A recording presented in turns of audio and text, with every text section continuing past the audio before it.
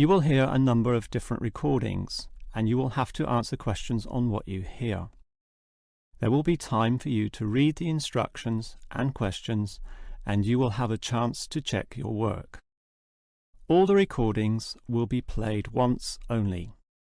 The test is in 4 sections.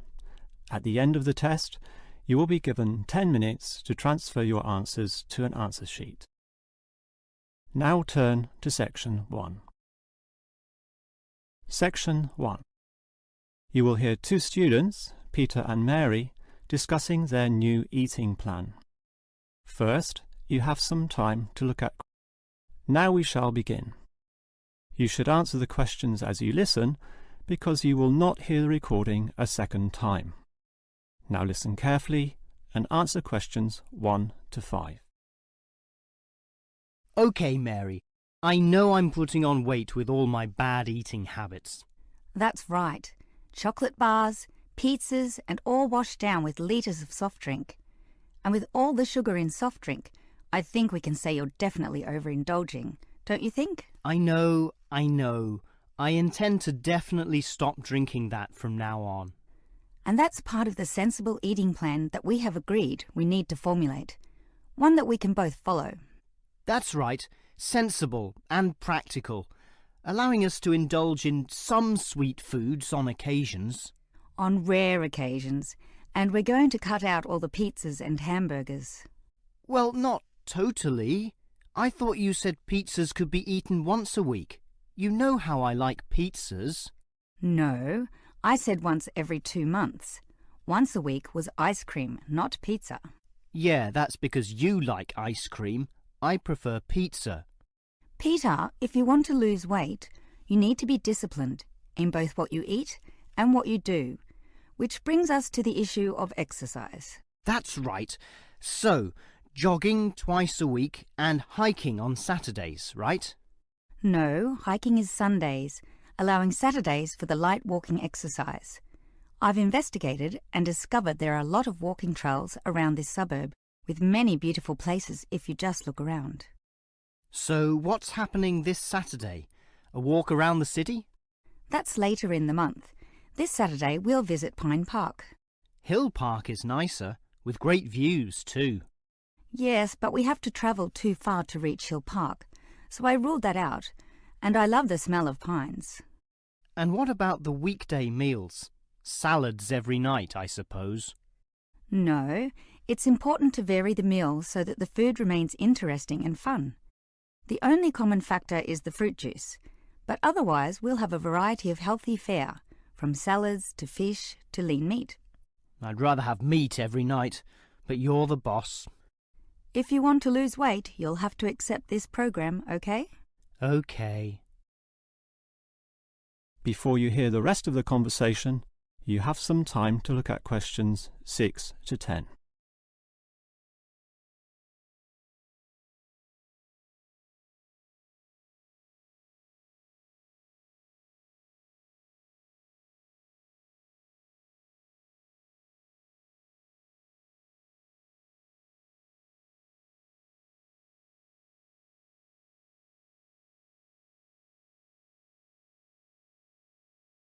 Now listen and answer questions 6 to 10.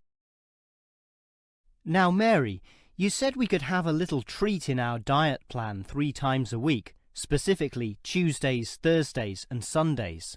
Yes, a very small treat, but something to reward us for all the discipline shown. Such rewards will motivate us to continue the diet. So on Tuesdays, what can I choose? You have a choice between a small serving of chocolate, ice cream or biscuits. OK, well, I'll go for the biscuits. I love those crunchy little things with my cup of tea. So do you, right? I do indeed, so I'll have them too, saving the ice cream for later. But I know how much you like ice cream, so why don't you save it for the end of the week? That will give you the motivation to keep going, and you can have chocolate midweek. That's a good idea, but I think the most important thing is for you and I to eat different things on those other 2 days. Well, if you think that way, I'll eat the ice cream on Thursdays, not the chocolate, OK? Well, if you're having that, then I can't have ice cream. In order to be different, I'll have the chocolate. So we can compare our different snacks and maybe even share a little with each other. Exactly. And the variety and fun involved will take our minds of wanting more. Eating for fun. A good idea. And then you can have the chocolate on Sunday, right? But I like biscuits. Actually, I want biscuits again to have with my cup of tea. But you have the biscuits on Monday, remember? And we can't repeat. Oh, come on. This isn't fixed in concrete. I can have them again instead of chocolate. You might like variety, but I don't. I'm a creature of habit.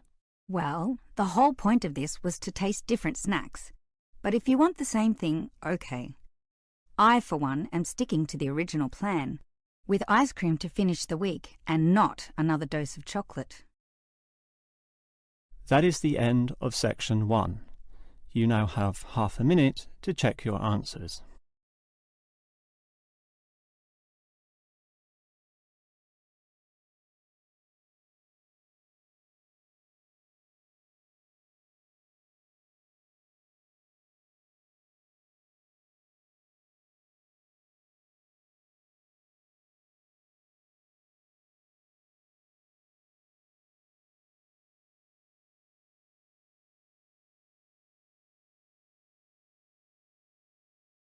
Now turn to section 2.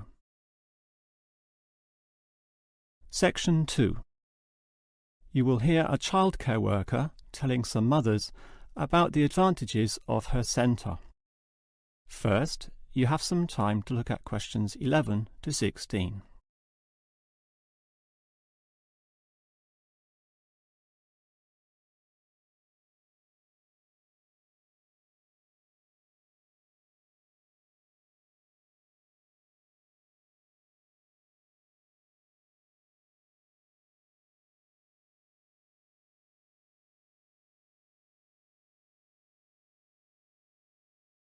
Now listen carefully and answer questions 11 to 16.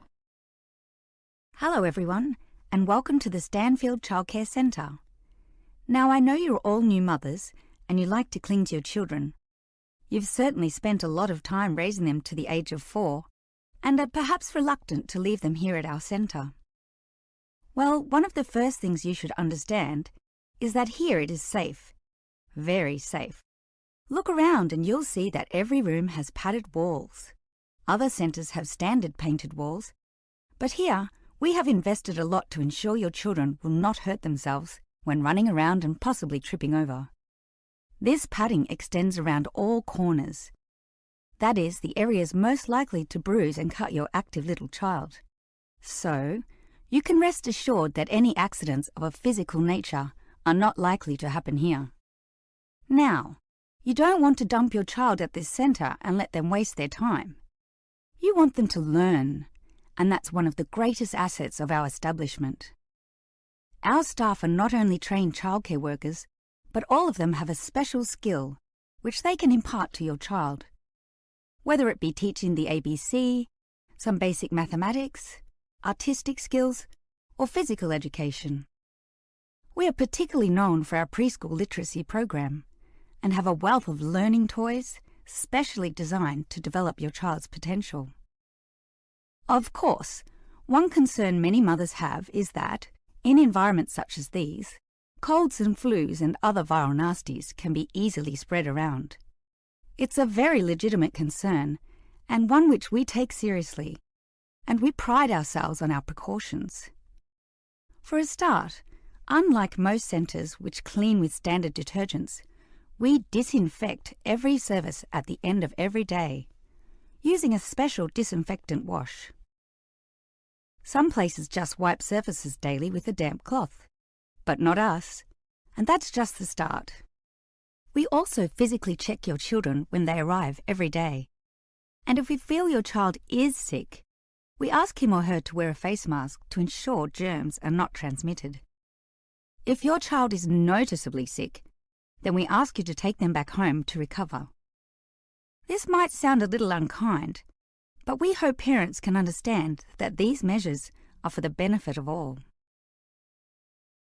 Before you hear the rest of the talk, You have some time to look at questions 17 to 20.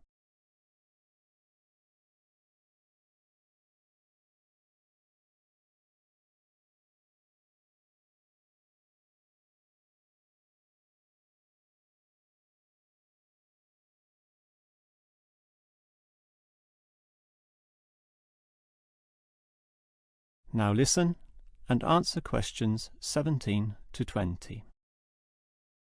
Now at Stanfield Childcare Centre, we have excellent childcare officers. And let me briefly introduce them. We have Susan, Andrea, Bella, Kathy, Lisa and Liz. They're all fully trained and come with some individual assets which make them even better. Bella, for instance, knows children very well, having worked here for 5 years, and Kathy has her own family, 2 little girls, so she can talk to you with first-hand knowledge of what it's really like to raise children. But getting back to Bella, she often relaxes here after work, spending long hours chatting to parents, as does Kathy in fact. But in terms of hours, nothing can compare to Andrea, who will sometimes spend the night here, staying in our overnight room. Why? Because this centre is very friendly and simply a great place to be. Bella, for example, used to be quite shy herself, but now is marvellous with the little kiddies, as outgoing as any of them. We let Kathy, though, deal with the particularly quiet and introverted children, since having her own family, she knows what can really bring them out. Of course, what better way to do this than with yummy homemade cakes, and Kathy often gets these from Bella, who can make some of the best in town. Yes, everyone here brings something special, which is why we're one of the best childcare centres in the business. That is the end of section 2. You now have half a minute to check your answers.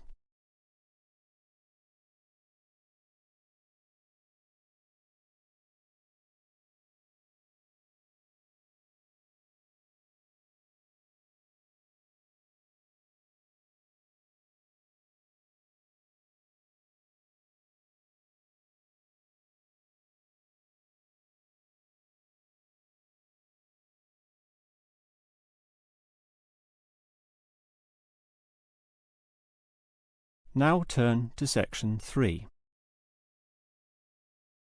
Section 3. You will hear a student, Eric, talking to his lecturer, Miss Harris, about essay writing. First, you have some time to look at questions 21 to 25.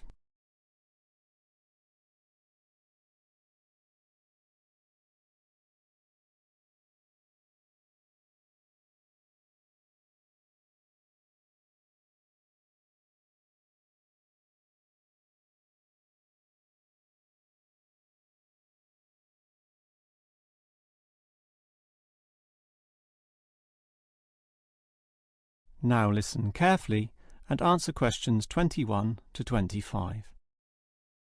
Hi, Miss Harris. Here we are talking once again. Well, I'm always willing to help out wherever possible. Is anything troubling you? Well, your advice last week about writing summaries was very useful, and I'm using these summaries a lot in order to prepare my final master's thesis. But you're having problems, right? Yes, I have a few issues to discuss. Obviously, I want a good essay, and I want to achieve high marks, but I'm not sure on the best way to start. That's an easy question. Start with a topic, but not one that I necessarily suggest. One that you want to explore. You will always write better when doing so on a topic you are interested in, not one imposed upon you by others. Well, I'm interested in management theory. Then pursue that. However, that alone is far too broad. Break it into various current areas of discussion and relevance. Then look more carefully at one of them. Say, management and cultural differences, or management and motivation, or other aspects, such as the role of salary, group cohesion, or leadership. I would say I'm interested in group cohesion, that is, how people interact in the workplace. Well, that's a start, but you can't then just write planlessly without defining exactly what you intend to do within the area you've chosen. You'll have to think of a thesis, and this statement could be of several types. Such as what? Oh, you could argue a point, something that you believe in, or discuss an issue, looking at its various perspectives, or critique the opinions of others, pointing out the pitfalls and flaws. The thesis statement will make that very clear because it will say, in simple terms, what you intend to achieve in your essay. I see. And then I can just begin writing, right? Wrong. Huh? If your essay is going to be clear, it needs to be logical and organised, and this means you'll need an outline. This could be written as a flowchart or spider graph, that is, a series of connected lines. But whatever shape the outline takes, there must be a sense of progress in, more or less, a straight line towards a goal. And then my essay will be good? With such progression, definitely, as long as you do achieve everything that you set out to do, as specified in the beginning, okay? Before you hear the rest of the conversation, you have some time to look at questions 26 to 30.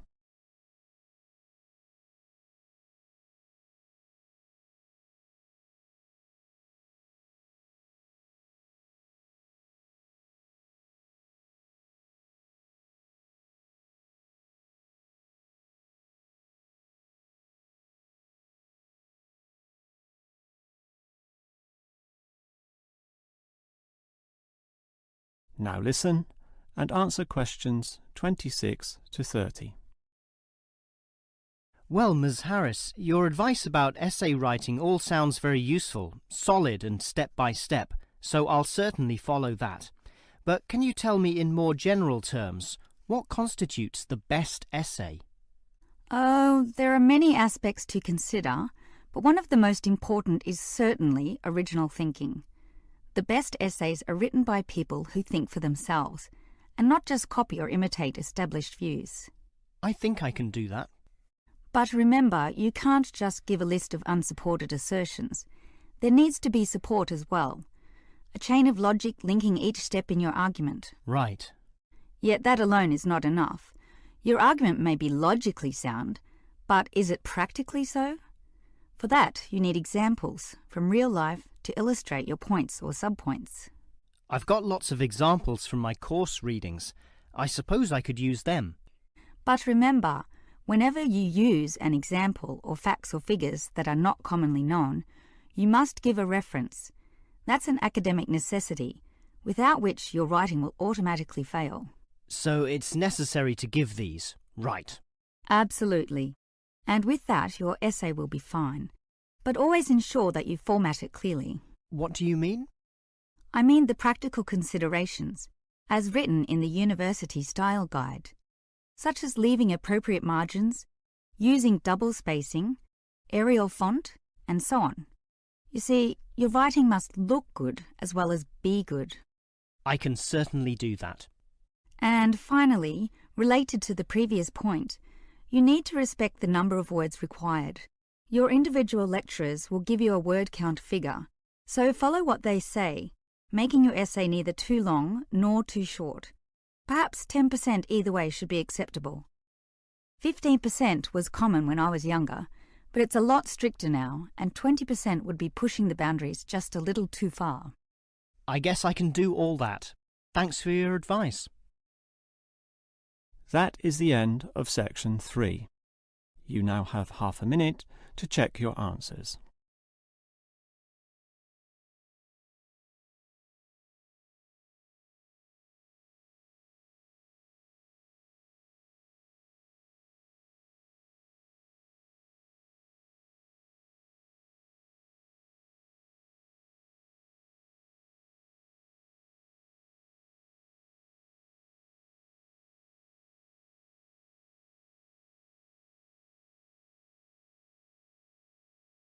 Now turn to section 4.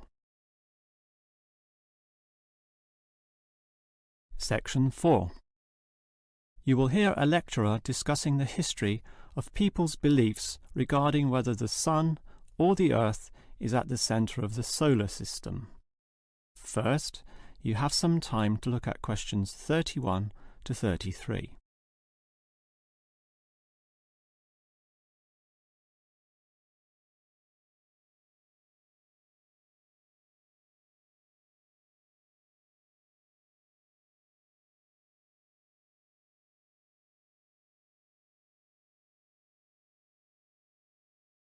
Now listen carefully and answer questions 31 to 33. When looking at the night sky, the stars appear to revolve around the Earth, rising in the east and disappearing in the west. The Earth itself seems solid, fixed and stable, and such common sense perception suggests that the Earth is the centre of the universe. This is known as geocentrism, with geo meaning Earth, and all pre-modern civilizations drew this conclusion. We now know, of course, that the Earth revolves around the Sun, and this is called heliocentrism, with helio meaning sun. But historically, it took quite a while for this to be deduced. As early as the 3rd century BC, an ancient Greek astronomer, Aristarchus of Samos, proposed heliocentrism, but received little support from his peers. Similarly, throughout subsequent history, isolated individuals proposed this new idea, but again, no one was listening. Geocentrism just seemed too logical to refute. Geocentrism also fitted the views of the established Christian Church, who could quote biblical passages such as, "The world also shall be stable, that it be not moved." Those who dared disagree were subject to accusations of heresy, often with dire punishments to follow. The trouble was, as the night sky was observed more closely, that simple revolution of the stars proved not so simple at all. In relation to the other stars, some steadily wandered in given directions, then sometimes reversed for months, and disappeared altogether. They were called planets, meaning wanderers. In addition, the position of the sun and moon altered slightly over the year, and comets, those mysterious glowing spots, would come and go. In order to predict the motion of the planets and accurately serve the primary purpose of navigation for sailing ships, increasingly elaborate mathematical models were needed, a sure sign that something was not quite right. Before you hear the rest of the lecture, you have some time to look at questions 34 to 40.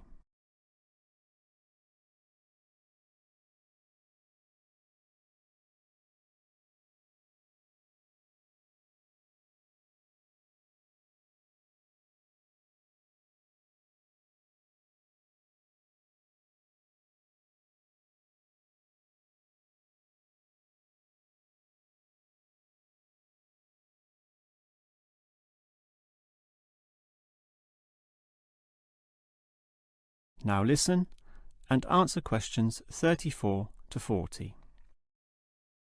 Heliocentrism, or the belief that the Sun is the centre of the solar system, still needed a mathematically sound description before it could be scientifically accepted. And it was a Polish astronomer, Nicholas Copernicus, who in 1543 first published this. This event is sometimes referred to as the Copernican Revolution. Copernicus himself certainly feared the consequences of his proof, knowing full well it might invoke the anger of the established church. Probably for this reason, he waited until the last year of his life, when he was sick and dying, to release his findings. In addition, the preface of the book, written by a respected member of the church, stated that the model was not necessarily correct. As a result of this, there was no revolution whatsoever. In fact, the book received scant attention in the subsequent decades, apart from a few irate clergymen who angrily dismissed the whole scheme as irrelevant. Yet the following generations of astronomers did not always fare so well. The Italian scientist Galileo got into trouble, as did a fellow Italian with the surname Bruno, Giordano Bruno, who was burnt at the stake. Yet ultimately nothing could slow the spread of heliocentrism across Europe. It formed the basis of Isaac Newton's great work on the motion of the planets, a work which implied that even the sun, around which the Earth circled, was itself in motion around a common centre of gravity. No discourse about heliocentrism could finish without mentioning that, somewhat unbelievably, there still exist those today who choose to believe that the Earth is the centre of the universe. Modern geocentrism is usually the result of literal interpretations of the Bible, which is the cornerstone of these people's beliefs. They, therefore, also believe in creationism, that is, that a God created everything, and while we may smile at this, it is sobering to consider that surveys have revealed that up to 10% of British people, 12% of Europeans, 20% of the USA, and 25% of the Middle East still hold the belief that the sun revolves around the Earth. One can only wonder what Copernicus would have thought of this. That is the end of section 4. You now have half a minute to check your answers.